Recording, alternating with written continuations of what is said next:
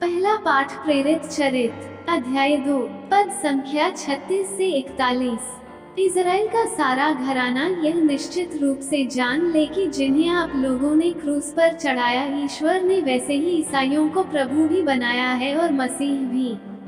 ये सुनकर वे मर्माहत हो गए और उन्होंने पेतरुस और अन्य प्रेरितों से कहा, भाइयों, हमें क्या करना चाहिए? पेतरुस ने उन्हें यह उत्तर दिया, आप लोग पश्चाताप करें। आप लोगों में प्रत्येक अपने पापों की क्षमा के लिए ईसा के नाम पर बपतिस्मा ग्रहण करें। इस प्रकार आप पवित्र आत्मा का वरदान प्राप्त करेंगे, क्योंकि वह प्रतिज्ञा आपके और आपके संतान के लिए है और उन सबों के लिए जो भी दूर हैं और उनमें हमारा प्रभु ईश्वर बुलाने वाला है। पेतरुस ने और बहुत सी बातों के द्वारा धारणा दी और यह कहते हुए उनसे अनुरोध किया कि आप लोगों को अपने इस विधर्मी उत्पादन से बचाए रखें। जिन्होंने पेतरुस की बातों पर विश्वास किया, उन्होंने बपतिस्मा ग्रहण किया। उस दिन लगभग 3000 विद्यार्थी शिष्यों में शामिल हो गए। सुसमाचार यूहन्ना अध्याय 20 पद संख्या 11 से 28। मरियम कब्र के पास बाहर रोती रही।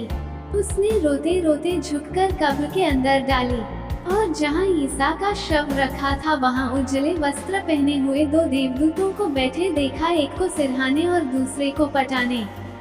दूतों ने उससे कहा, भद्रे, तुम रोती क्यों हो? उसने उत्तर दिया, वे मेरे प्रभु को उठा ले गए हैं और मैं यह नहीं बताता कि उन्होंने उन्हें ध्यान में रखा है।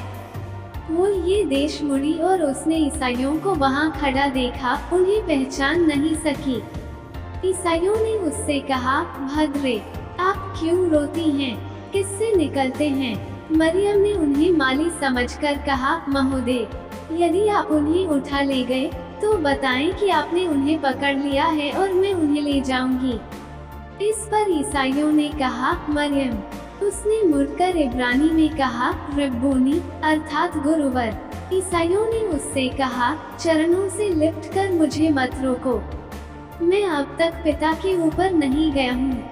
मेरे भाइयों के पास उनसे यह कहो कि मैं तुम्हारे पिता और तुम्हारे पिता, तुम्हारे ईश्वर और तुम्हारे ईश्वर के पास ऊपर जा रहा हूँ।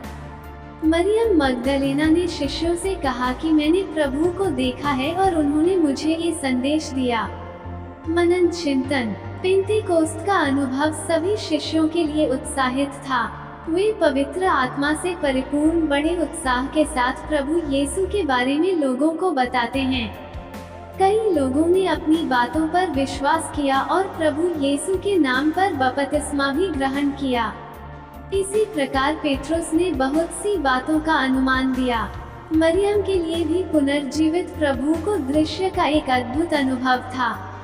वो शुरुआत में प्रभु की पहचान में असमर्थ था।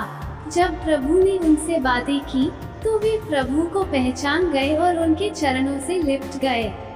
लेकिन प्रभु उन्हें अपने शिष्यों को भी यह संदेश देने की घोषणा कर रहे हैं। हम प्रभु के वचनों में क्या विश्वास करते हैं?